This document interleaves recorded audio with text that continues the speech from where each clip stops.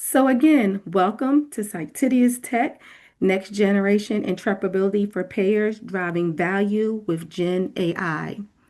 I'm going to begin by introducing you to your esteemed panelists today. Vaishali Dubey. Vaishali is the Director, Provider, Interoperability Program, Strategy, and Operations for Florida Blue. She is a transformational healthcare leader with over 15 years of experience driving enterprise-wide initiatives from strategy through execution. She has a proven track record of delivering measurable outcomes through strategic planning, analysis, and innovative solution design. Skilled at translating complex business needs into actionable, customer centric strategies, Vaishali integrates technical, digital, and operational imperatives to achieve impact. She is passionate about fostering a culture of innovation and excellence, enhancing efficiency, productivity, and quality. With deep expertise in AI, technology management, and customer engagement, she is committed to advancing exceptional experiences across the healthcare ecosystem.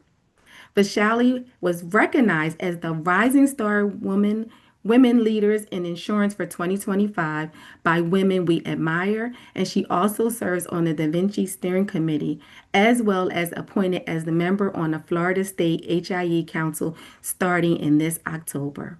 Welcome, Vaishali. Thank you. Our next panelist is Matthew Cunningham. Matthew Cunningham, EVP of Product Availity, spent 9 years in the Army in light and mechanics infantry units, including the 2nd Ranger Battalion. He brought his Army operations experience to the healthcare industry and has been focused on solving the problem of prior authorizations and utilization management for the past 15 plus years. He helped scale a services company from 20 million to the largest healthcare benefit services company. Matt has served as head of call center operations, director of product operations, chief information officer, and led integration efforts for mergers and acquisitions. Matt currently leads the Intelligent Utilization Management Solution vertical for Availity and is responsible for authorization interoperability and multi-payer portal along with Avality's auth AI solutions. Welcome, Matthew Cunningham. Thank you. Next, Shobhit Saran. Shobhit Saran is the VP Customer Success Payer Market at CitiusTech, brings over 20 years of experience in U.S. healthcare with a background that spans corporate giants like United Health Group and Infosys. As the Vice President and Consultant Lead, Payer Market at CitiusTech, Shobhit leads efforts in driving key solution offers for payer market and healthcare interoperability, data on cloud, and Gen AI solutions. Leading transformational programs for payer and payer services clients in digital transformation, interoperability, and data and AI. Welcome, Shobhit. Thank you, Michelle. You're welcome. So now we're going to turn everything over to you, Shobhit, and you'll be able to lead us today. Thank you. And thank you again for having us on this webinar. So today we have, as the introductions mentioned, we have esteemed and distinguished panelists to talk about the latest on interoperability. And thank you again, Matt and Vaishali, to be part of this webinar. Before we actually dive into the discussion, a quick view of the agenda. What we'll cover is a keynote starting with what is the actual definition of interoperability in their own words by Matt and Vaishali, followed by a discussion on what are the advancements that are made in the interoperability space when it comes to data exchange and what's the adoption of AI in the realm of interop. And followed by, at the end, around what's the recommendation that the panelists have for the audience when it comes to adoption of interoperability standards. With that said, before we kick this off, what we wanted to start with to set the stage is to talk about some of the latest trends that we see based on the customers that we as CitiusTech serve and what's happening across the payer space as part of what CitiusTech views it as. To start with, first and foremost, compliance is the most important driving factor when it comes to interoperability. It is testified by many analyst organizations as well. To quote one of the examples, the report from Gartner in early 2025 talks about more than 60% of the health plan leaders who were surveyed actually deem compliance to be the most important factor for driving interoperability. It started with CMS interoperability rule a few years back, and the latest CMS 57F rule that we are all working towards that came in 2024 continues to be the compliance piece that we are all working on. The other examples are patient-centric healthcare ecosystem. That's another regulatory push from the administration. The guidelines for TEFCA are a few other examples. Another interesting fact that we observe is while compliance continues to be the driving factor, most of the CXOs continue to consider Interop as a strategic investment area, especially in the enterprise guideline of the quality management, care management, risk, value-based care as important themes. And we'll talk about some of those pieces with Matt and Vaishali on how they view about it in a few minutes here as well. Another important observation and discovery that we have made while working with multiple customers today is while FHIR continues to be the push from the industry for the adoption of interoperability as a standard, the interesting fact is that most of the payers, while they receive data from their provider partners, continue to receive it in a non-FHIR data, which is like HL7 and CCDAs. The statistics in early part of 2025 show that more than 70% of the large payers receive data from their provider partners that are non-FHIR standards, which are HL7 and CCDAs, while there is incremental progress that has been made from 24 to 25 in FHIR adoption, but still FHIR is playing a catch-up game in terms of payers receiving data from provider partners in that standard. And lastly, the AI and Gen AI, everybody is doing a lot of pilots. A lot of payers are doing pilots in terms of unlocking the value of clinical data, and especially the unstructured clinical data to codify the knowledge in order to strengthen the payer-provider engagement and to have the information right at point of care. So those are some of the important themes that we see, and some of this will be touched upon as part of the discussion today. With that being said, I will move to the opening keynote, and I'll maybe start with Vaishali. So Vaishali, considering the journey that you have had with Florida Blue and Guidewell, especially on the provider interoperability solutions that you have been anchoring, what is your definition of interop and how does Florida Blue look at it? First of all, thank you for this privilege and opportunity to be able to talk to everyone, and hope that we can make it interactive as well. So great question, Shobhit. From a Florida Blue standpoint, our journey from when we started interoperability has nothing been less than learning, growth, and partnership in many ways. And for us, interoperability, obviously there are industry definitions and so on and so forth, but at the crux of the matter is enabling our provider partners in a way they can deliver care to our members at the point of delivery without stepping out of their workflows, right? How do we ensure that their admin burden is decreased, their back office burden is decreased, and how can they have, at their fingertips, most accurate, complete, updated patient information at their disposal so that they can do just that what they're supposed to be doing is delivering care again. And from our journey standpoint, I will say this, that we've kind of been keeping our journey at par with our industry standards, our strategy, our focus of provider enablement, member outcomes. And I will say this very humbly, that we started with a very asynchronous approach of ensuring that the faxes we are receiving, the manual work that was entailed with it, was also factored, but of course, recognizing that it's cumbersome, et cetera. We started with our direct EMR connectivity being unidirectional, just receiving the information, if you will. And in support of that, as we subsequently went through our journey, we also recognized that enabling our providers is equally, if not more important.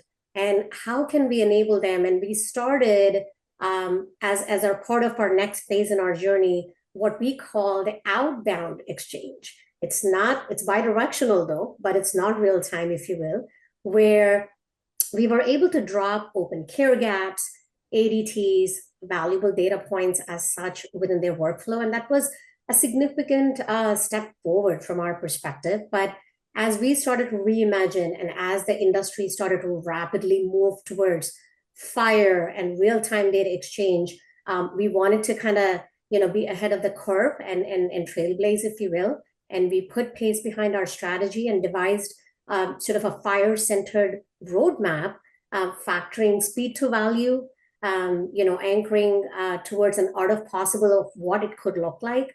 Not worrying about failing fast, though, because that's extremely important, to take some calculated risk so that you can reorient as needed, if you will. And we started very small with a few provider partners, with a couple of measures, literally hemoglobin A1C and blood pressure measures, and started to exchange information real-time, bidirectional, synchronous, using those measures, dropping those care gaps. It was extremely powerful, enabling our provider partners. It was very valuable, delivering outcomes. And, at the end of the day, I would say this, that the providers are at the front line, delivering care to our members and patients. And we recognize value in enabling them without any alert fatigue, if you will. And we're committed to continuing our interoperability strategy with the same value points. And of course, with AI coming into play, and with the implications in healthcare are vast and promising, as you mentioned earlier. And as an organization, we are excited to explore these opportunities further, working with them. Great. Thanks, Vaishali. It's a very interesting perspective. I'll move to you, Matt, and I'll just paint the picture from a product lens point of view, and I'll try to ask a question from a product point of view to you. If we take a lens of product organization, which Availity is, that you are responsible for, and you have been focused on the innovation and solving the interoperability challenges for multiple payers today. If I add a lens of AI as a trend on top of interoperability, what would your perspective be in terms of defining interop? And let's say if you take any example which you would like to pick, let's say prior auth or any other, how would you define interop in the context of AI within interop realm? Yeah, great question. I guess I would start from, Availity is somewhat uniquely positioned to have watched, I would say, the migration towards interoperability. And I say towards interoperability because it's not like we've just been working on that since 2018 with the Dubey, group went in place. Availity sort of is in Switzerland. We sit in between the payer and provider. Our mission has historically been to be in a place where we're not taking a position of either side. We're just trying to reduce friction, enable the flow of healthcare to go more effectively. And that obviously started with meaningful use. A good majority of our interactions, about 90% of healthcare, you could argue, comes through our walls at some point. So we see a lot of efforts on both payers and providers to just get things done more quickly, and less friction, less costly. And I think, just to make the statement, there's a lot of work that's being done, including HIT vendors, to try to connect right in the network. So Availity sort of positions ourselves as the network after 25 plus years of working towards that. I would view that as more connectivity. X12 and the ability to interact, especially on financial data, is primarily B2B, point to point, relatively simple transactions. So I would argue the movement towards interoperability is really about real-time intelligent data exchange, not just connectivity. So how do we enable workflows that are more complex than single point-to-point interactions? And that, I think, has taken shape with the FHIR-first approach, not just in terms of format, but human-readable, workflow-oriented, API-oriented approach. And so we're seeing that happen. I think you're seeing, the CMS mandate. You could argue that a lot of us feel like we're closing in on the finish line of some of these mandates, as being sort of the efforts. A lot of payers are spending a tremendous amount of work meeting those mandates. And I think you add things like AI on top of that is accelerating workflow improvements. Look at ambient AI and other components too on the provider side. We're seeing a flurry of activity, I guess, across all three of those: payer, provider, and HIT vendors. My area specifically, sort of prior authorization, is probably at the peak of the hype cycle. Not only just we've been trying to work on this for a while in terms of automating this, but if you argue prior authorization is part of a solution of utilization management, how do we ensure that the right care is delivered at the right time, but not create burden, which you could argue is significant around delays of care? So that vision of near real-time decisions for the majority of prior authorizations is being realized. And I think you look at commitments on the AHIP and the association, along with the CMS standards, are moving the needle pretty significantly. And that's being done with the use of AI systems inside of those components. So that's all of that stuff means we're moving in the right direction. I'll also just give the point of view that we're also in the view of pragmatic approach. We see a lot of efforts and have historically seen a lot of efforts that promise what I would say the golden record, single standardized patient record that everyone can use, that are viewed across the board. And I just would caution that there's a couple things that we need to consider as we move towards interoperability. First of all, it should be the starting line, not the finish line. You start looking at some of these meaningful use or these meaningful standards. That should be an effort to say that should be the case, that should be the standard across the board, that real-time decisions around prioritization should be the standard. That being said, most of the 0057 standards were developed prior to meaningful AI systems. And also, based on that, were designed around automating some version of a manual process.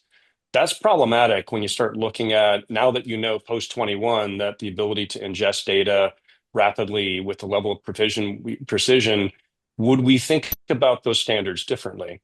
And I think the answer is definitely in some cases. And so one of the concerns that we have is they're racing to a finish line that was built prior to, an AI world, which we're in. So that's a caution. Second thing is that the workflow integration is manual today. Like if you look at majority of the processes, and Availity has 40% of our prioritization workflows are B2B, but it's mostly status checks. The rest of it's a portal integration. And the reason why it's a portal integration is because these are complex workflows. These are conversations, not B2B. And so for us to introduce significant standards that intend to operate, digitize that workflow, we have to realize that the workflow is going to have to change. And in doing so, we need to be iterative in our process and realize that if we go towards compliance, we'll find ourselves underwhelmed unless we really create an ecosystem where stakeholders are collaborating across the board, not just for compliance for transformation. So all of those are where we see the movement that's happening. It's real. We think FHIR is definitely the direction it's happening, but there's a lot of industry stakeholders that need to lock arms in arms in order to make the vision truly reality. Great. Thank you, Matt. I'll continue to peel the onion with your thoughts on trends and policies, right? And what we'll talk about is CMS has a guidance that came in July of 2025 this year around something called patient-centric health tech ecosystem and CMS aligned network. What is your viewpoint in terms of how is it going to make an impact in terms of accelerating interoperability and providing a member or patient that secure data exchange for the purpose of having access to the information at the right time when they need it?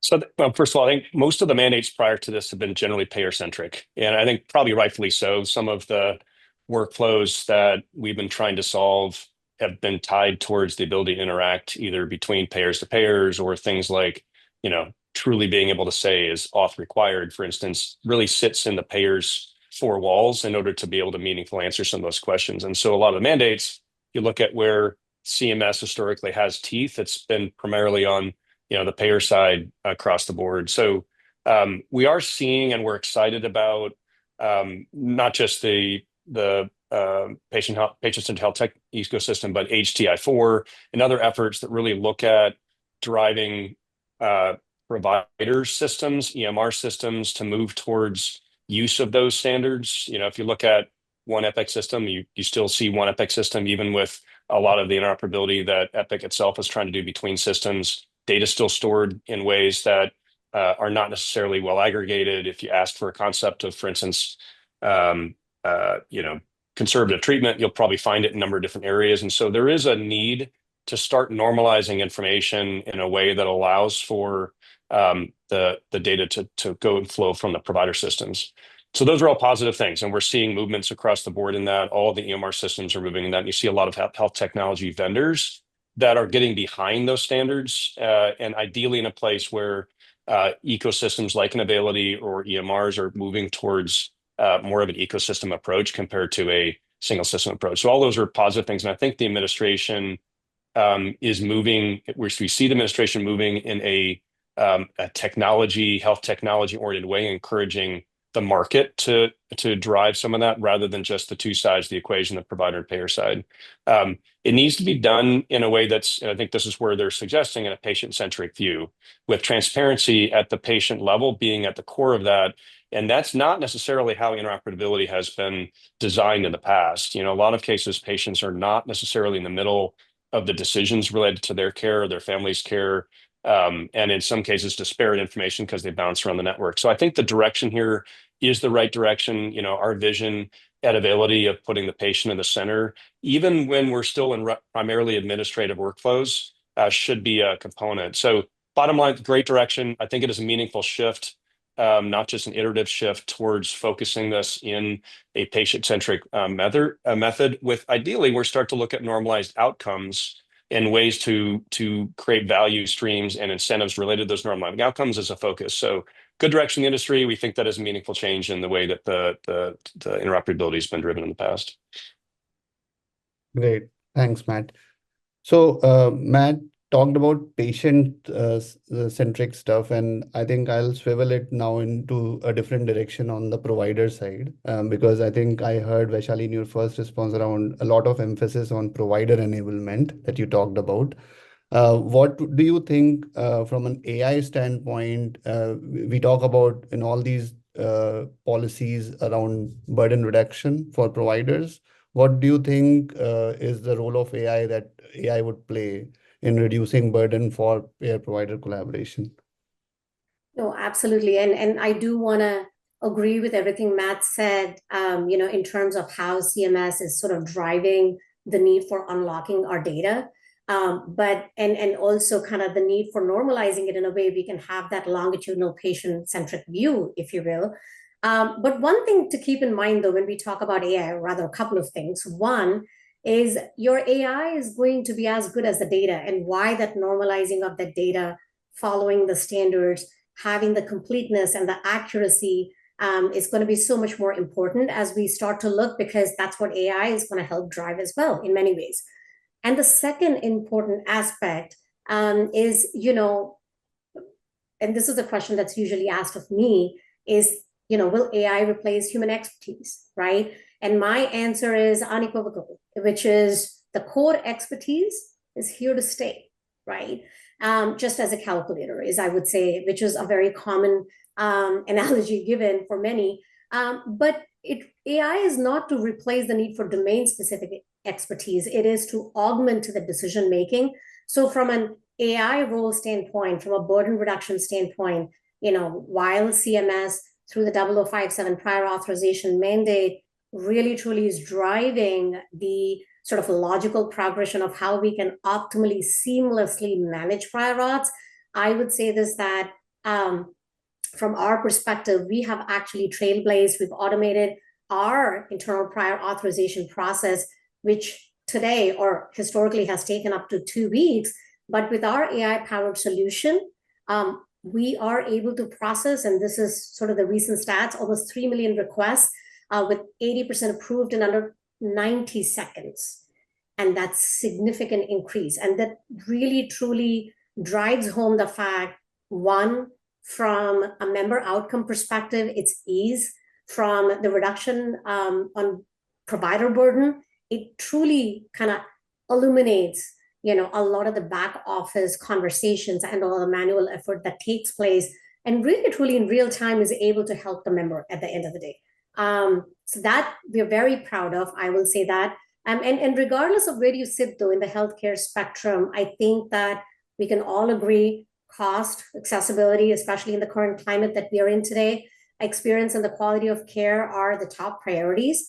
And then, to address these challenges, though, we have to develop several solutions and, using several lenses and angles across the organization, I feel.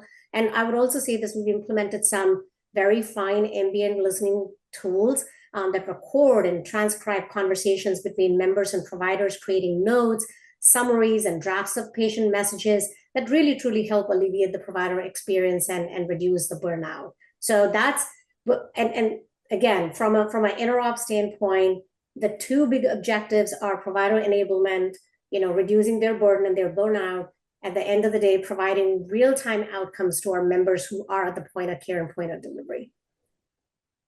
Great. Very insightful, Vaishali. 3 million requests is a great insight.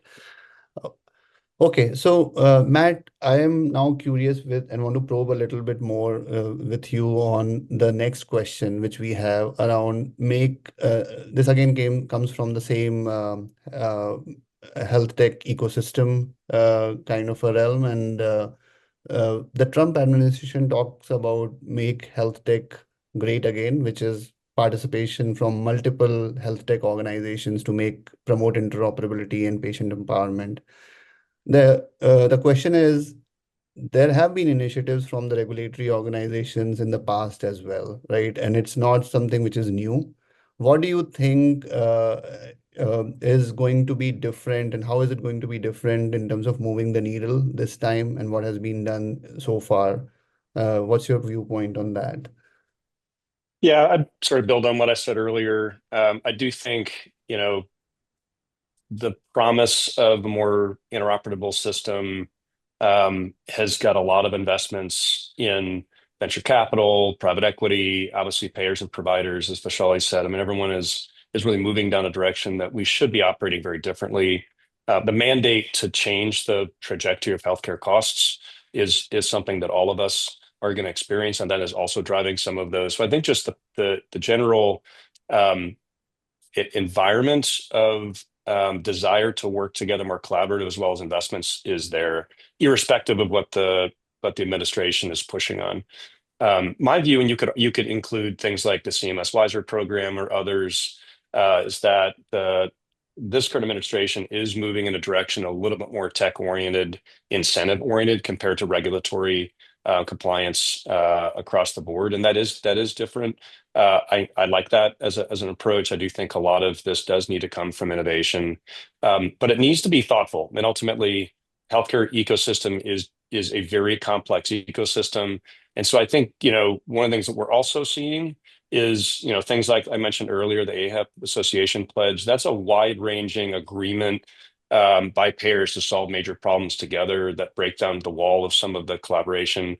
And I also think there's probably going to be some blowback with some of what I would say traditional stakeholders that are going to be challenged to create more open environments. And some of that's already moving through the courts, and we'll see kind of how some of that lands. So, bottom line, I think we can't iterate through some of the challenges we have in front of us. We have to make some pretty significant changes. Again, worst case scenario is in 1/1/27, when a lot of the mandates happen, we sit here very underwhelmed by the mandate. And I don't think you can regulate your way through innovation. So I'm encouraged to see incentive-based orientation and rethinking some of the financial models across the board. And that is, I think, pretty meaningfully different than in the past, along with the setting of both private equity and venture capital investments that just need to change the way we operate. Great. Vaishali, anything you would like to comment on this? Yeah, absolutely. As a matter of fact, I think I want to lend a little bit of a different lens as well, a payer lens, if you will. So, as most know that the tax credits are going to be expiring end of this year, which essentially means, and this is a stat coming from the Congressional Budget Office, 4 million of them would actually lose their marketplace coverage effective. And what that really truly does to the landscape is, first of all, making products, I think, significantly less affordable for many. It increases complexity, if you will, and confusion among people as well. And I will say this, that it while it does put additional strain, there is also a larger notion, that from a payer standpoint, from a payer lens standpoint, that we are getting ready to help address in a most optimal, effective way to our ability, is that healthier people will likely drop out of the coverages because of the affordability aspect of it, leaving people with who would need care, and a lot of the times acute care. And what that essentially means is that for many families in this environment, things are going to get expensive. I think that's the reality of the matter. So I will say this, that while recognizing that's coming pretty fast and soon enough, that we, from a FHIR Blue standpoint, are committed to providing our members with stable and reliable path. And how do we do that really truly is the challenging aspect, which is where how Matt was alluding towards is, how can we use AI to have the experiences be a little bit more seamless, more affordable, by reducing admin and whatnot. How can we kind of lean on value-based operations, value-based networks to kind of really truly provide high quality care delivery networks?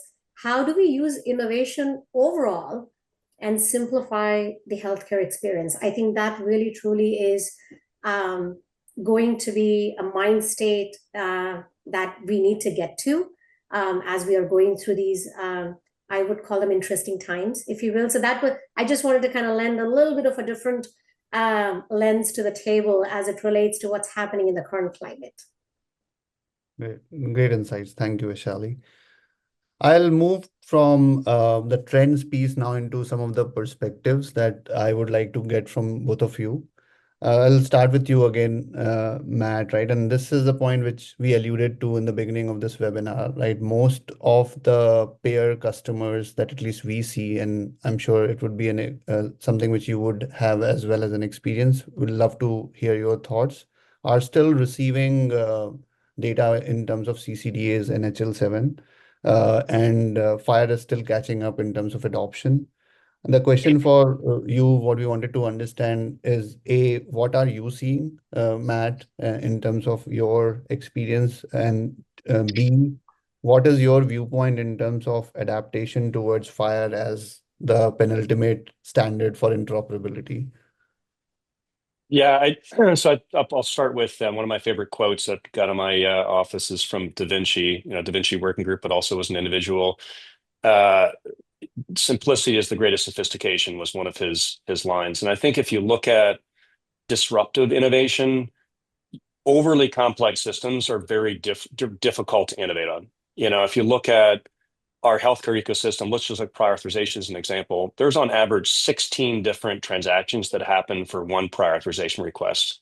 So I think part of the question here is how do we simplify the process and sometimes do that with new standards. But I think in a pragmatic way, our CEO, Russ Thomas, has been, trying to eliminate the fax machine for, the last 25 years. We still have faxes. I think to be pragmatic in this process, that we're going to live in a world where there are going to be multiple quote unquote standards that exist. Just the investments needed for, both payers and providers, billions of dollars of investments across, we say legacy systems, but those are core systems that drive not only care delivery, but payment systems. Just look at what happened in 23 with the Chains incident and how that potentially stopped healthcare. So I think we have to understand that we're going to live in a world where core systems exist, We're going to try to get better data in and out of that. But ideally, we do it in a way that's simplified on top of those systems. And then we migrate towards some version of a better future. I like standards. I do think the industry is moving towards a FHIR-first approach for a number of reasons. I think the industry is saying not just HL7, but human readable, interoperable data needs to be in place. I think Vaishali's statement around longitudinal patient record are very, very good visions. But I think that if you look at the rigidity of the CCDA, that's why we're moving away from it. It's very difficult to operate on top of that. So we like the FHIR direction. I think want to think through with the introduction of AI and the ability to service workflows on top of existing legacy systems can be disruptive. We don't have to wait for a standard to be there. And even our experience right now with the Da Vinci standards, they're not sufficient yet. If you look at, let's just say 100 cases going through a portal today, I'm guessing 30% of those will be capable within the Da Vinci standards, given the number of extensions that exist right now. So that needs to be true differently. What are all the variations that exist? So while we like the direction FHIR is in place, just the point of quote having it a standard and expecting the industry to conform that standard, I think is probably a rigid way of thinking about it. So let's adopt best practices, let's interrupt those best practices and solve the problem would be our approach, and do that disruptively, and then look at where the standards can be used to conform that. Maybe a little bit counter to some of the ways sorry for my HL7 working group team members, that standards are sort of it. But I think just pragmatically, let's look at disruptive innovation and then normalize to that in a way that ideally gets to a place where majority of the workflows are improved. Great. Thanks, Matt. In the spirit of innovation, right, I will ask next question to you, Vaishali, around what's your guidance with respect to AI's role in simplifying this data exchange, be it for FHIR, non-FHIR, any clinical data across payer provider landscape? What's your viewpoint on what's the role of AI that's going to be coming as a viewpoint from you? No, absolutely. And I do want to say this, from a FHIR-first strategy perspective, you want to have the ability in the back end to be able to normalize and convert that to FHIR to kind of, conform to those standards. And CMS, I think, like I've mentioned before, I think is doing a phenomenal job of driving the adaptability aspect of it. But I would say this again, that AI is going to be as good as the completeness, the accuracy, the quality of the data. And while it holds tremendous promise, we must also be cognizant of potential ethical risk associated and whatnot. And if the models are not optimally designed, there could be bias that could lead to some unintended outcomes, if you will. And the reason why what I would recommend and what we have done greatly so, especially within Florida Blue, is sort of we've had the responsible AI governance, use responsible AI responsibly, right, as a top priority, and sort of providing the right education and the tools where we can really truly sort of empower our workforce to effectively utilize AI and drive meaningful benefits as such. And again, humbly speaking, when we talk about AI, and aren't we all AI'd out, and we will continue to be, and comes from a person who actually drives a self-driving car, that AI is math, it's not magic. And I think that we all need to kind of sort of conform to that ideology and consider AI to be augmented intelligence, especially in the industry that we are in, Shobhit and Matt and others, right? Where PHI clinical data, we take cybersecurity extremely seriously as such. When we do take that into account, that we drive meaningful outcomes, keeping the governance, the security, the protection, giving them utmost importance as such. Again, like I said, I think the augmented intelligence aspect of it, which is kind of keeping the human in the loop, because the core expertise is here to stay. The domain expertise is here to stay. How do we use AI as an augmented wing for the decisioning making, for the end outcomes as such? And I'll give you a couple of examples in that, especially in the pharmacy and in the realm of drug discovery, et cetera. AI algorithms have been able to analyze vast amount of data. Recently, I was reading Mayo was able to put forth 1.4 billion notes out there for analysis. And that's what AI can effectively do today. In the medical imaging space, AI can collaborate with radiologists and quickly and accurately detect complex patterns and stuff like that. Our provider partners are using AI in depicting notes. I go to my provider visits today, and my provider is able to effectively just recite, verbally speak, and AI is able to convert that into codes and coding technologies and capturing relevant clinical information and notes, depending on the business intelligence that is being manifested through the provider practice systems. But it really is becoming the real thing where we are going to have to put a lot of governance around and sort of keeping, like I said, the human in the loop concept of it, which is extremely pivotal to how we do that. We've also used AI to identify high-risk patients as an example, so that we can proactively be in front of their care and things of that nature.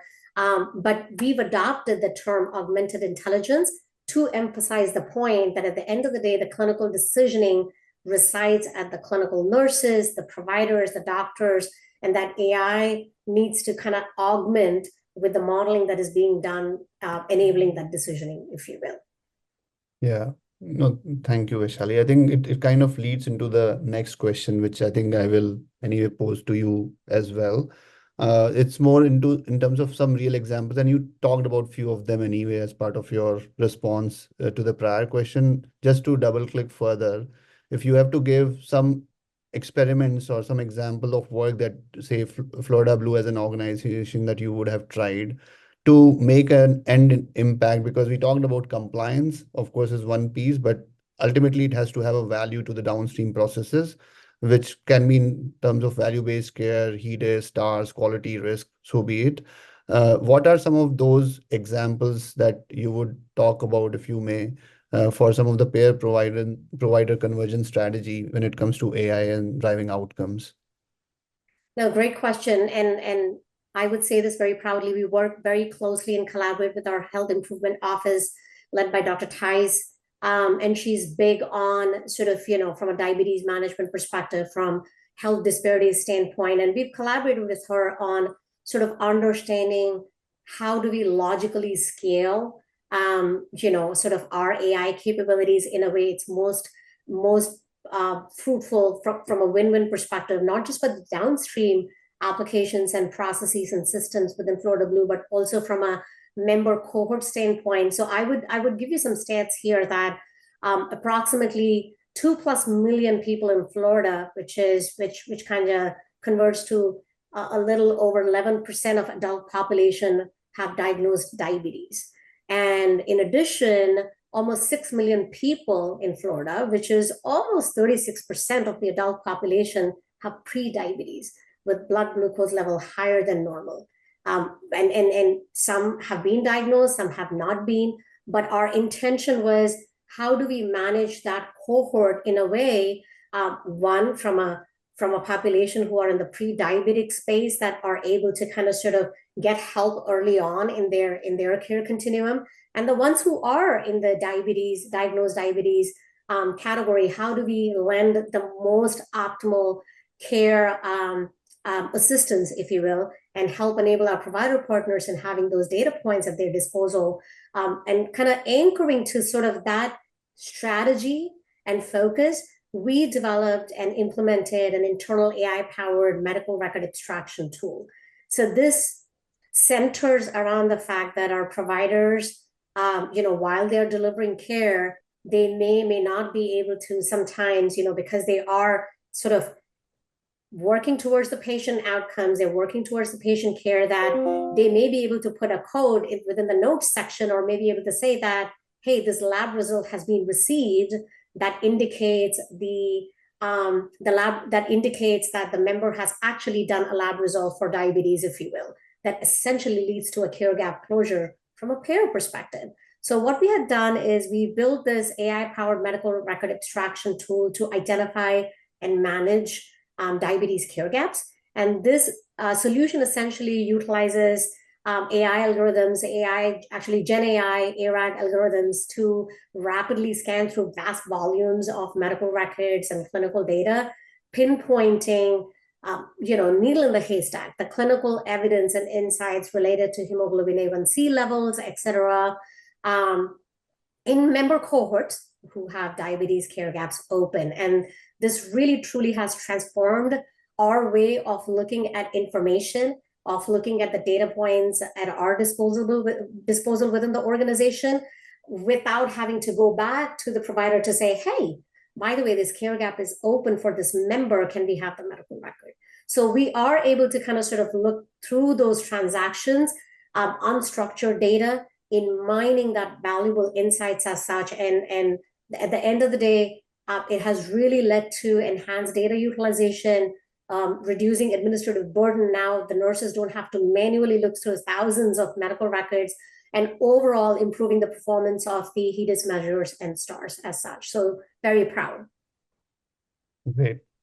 Thanks, Vaishali. Matt, if I have to apply a product organization lens on this, right, in terms of real examples and few of the experiments that you would have tried, considering the effort of in Availity that you are spearheading, what are some of the learnings basis the experiments Availity would have done as an organization, which have actually cleared the AI related value adds, right? So if you were to quote few of those learnings, that will be great for audience to get enriched from. Sure. Yeah. First of all, just want to, the kind of examples of Vaishali just shared is why we're here in healthcare. Like, that's fantastic. Like, applying really good collaborative discussions to improve patient outcomes is fantastic. I love hearing those. We're primarily, at least a lot of our use cases are use case. So what type of AI should you use and who do you collaborate with? This use case, we actually started with a Florida Blue team as our first payer outcome, and a great example of a collaborative approach across the board to getting this thing done. So if you look at what we're trying to accomplish in this use case, it's to represent a nurse at a health plan in the answer, is it medically necessary? And that's in this entire workflow of the 16 transactions, that's the one that has the most turnaround time, most gaps, those kind of things. And you have to do it in a way that represents really the chief medical officer at that health plan. You can't guess at it. So this is a use case where we would suggest stay as far away from Gen AI as possible. You can use deep learning, but we're going to create a model that was in collaboration with the medical policy team at the health plan. That is the logic. That is the rule. That's the benefit. And we have to be able to understand into the intricacies of that clinical scenario, whether or not that nurse or chief medical officer would say yes to that. So we do that in two ways. First of all, we codify the medical policy with the health plan, work through an approval process in order to make sure that the outcome of that policy is consistent with how they would do it. If you did an inter-rater reliability, you would always get the same answer, as an example. And then we use AI in a sort of human-in-the-loop process. Our first one is to support the submitter. Today, most of prior authorizations are done through attestation questions, in many cases absent clinical data, most cases by a non-clinical person in front of a machine, right? And that's for scale. In reality, it creates friction. In many cases, it may not accurately represent the reason the provider is trying to get a procedure for that particular patient. So our approach is clinical data first approach. In any way you can give us data, give us a clinical record, which means we're going to first start from what the provider is trying to accomplish from a patient-centric view. Our system then takes that medical policy codification and uses AI in order to present inside of that decision tree the clinical record. So where that clinical concept accurately is presented, we can auto answer that particular question. Think the leaf in a tree. And if we're not 100% confident in that, we will leave it blank, meaning we will never guess. A generative AI system may say, I think. In this case, it is not an I think system. It is, I know that answer is true, and I'll present it to the end user in a way that said this is AI answered. If it's blank, the user needs to continue to present it. What that does is increases transparency and traceability in the process. It also increases clinical notes. We can present back to the end user recommendations of improvement and documentation, so forth. So in that case, it is a learning system in terms of better notes equals better answer. But the AI system, the output of that is tied towards, is it medically necessary as a recommendation? We will send that recommendation to the health plan. They will evaluate that. In many cases, may evaluate other types of rules like a site of service. But this is where in most cases it comes back within seconds as a yes, because majority of prior authorizations are approved. So we're about 80% of our procedures go through a less than 90% auto approval rate after the payers made that decision. About 20% of those systems need to have human review. So this allows the nurse at the health plan to operate at their top of their license and have effective clinical conversations. Now, we're presenting more data in that scenario. And if you look at a nurse trying to do a review, it's kind of like a private investigator trying to go through the process. They really take time to review all of the notes that come through here. So in this case, we're helping the nurse review that clinical note to get to the remaining cases. And so in this case, we'll present things like, I think, where it's maybe conflicting in a way that allows the nurse in this case to optimize which areas he or she needs to focus on to get to that decision across the board. Because there's better clinical notes up front, we get faster decisions. It's also higher precision. We've reduced appeals and grievances by almost 90% in those particular scenarios, because in reality, the final decision is the right decision. Goal is, let's let the humans operate at the top of their license, get care delivered more quickly. No use of generative AI in this scenario, but I think it's a really good example of use case specific AI to meaningfully reduce the problem of healthcare. Thank you, Matt. I'm just doing a quick time check and we'll move to the next section, which is the last section. Vaishali, the next question is for you to wrap up with respect to some of the real example as well as the recommendation that you would have, right? So considering Availity, Florida Blue are again a partners in terms of the relationship they have with respect to clinical data, what would your recommendation and comment be to the audience in terms of simplifying payer-provider engagement? No, absolutely. I would say this, that, we would want to drive innovation together in a way, we can explore new ways for improving patient experience and, potentially reducing costs and just the overall healthcare experience as such, and that we continue to partner lending the payer lens as, the product maturity takes place within Availity.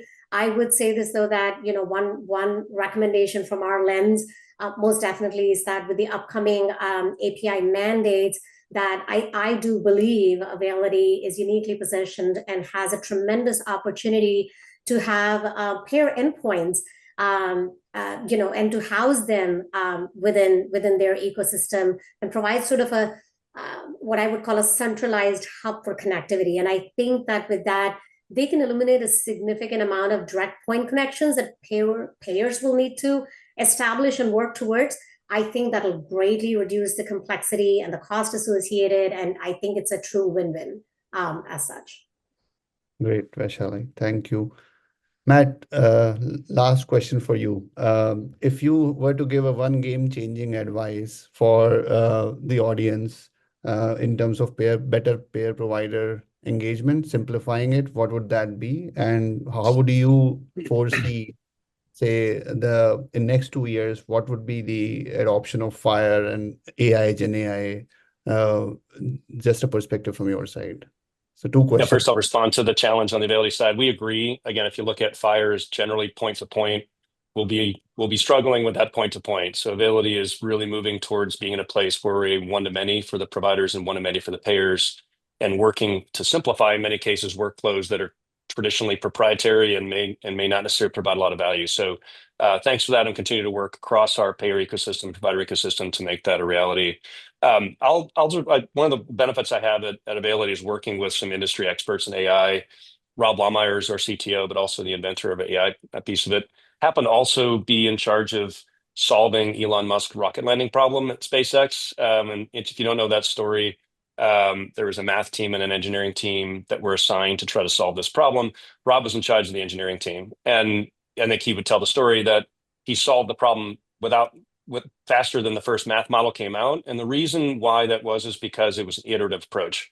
That engineering model of taking bold steps, but through pragmatic innovation, we need to try to take into the healthcare system. This is not going to get solved with one Band-Aid. It's not going to be solved with one series of interchanges, but it is a bold movement. The things that we have to do, the example in the diabetes is an example, that's a bold change. So I think my guidance is iterate boldly, but pragmatically. So we can't just sort of take minor steps towards, either improving financial or interoperability. It's just reducing friction. We really do need to take pretty significant patient-centric steps forward, but do it pragmatically. And this gets back into setting up those ecosystems of payer, provider, and intermediaries or healthcare technology companies that can take a problem collectively and then measure the outcome in a way that moves the needle.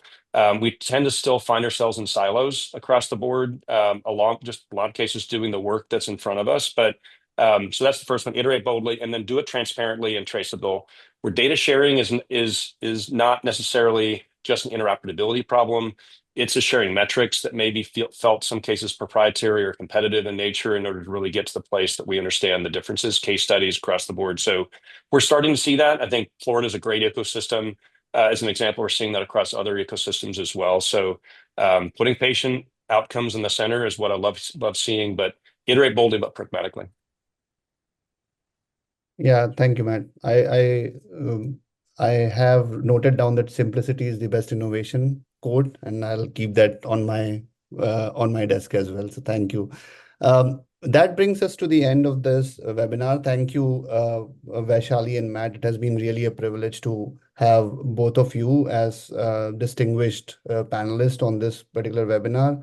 I know you all have been making significant impact in your own roles in your respective organizations, and I just want to mention that CitiusTech, on behalf of the entire organization, we thank you for the partnership and the work that we are collaboratively doing in terms of making an impact to the overall payer-provider data exchange and the interoperability as an area.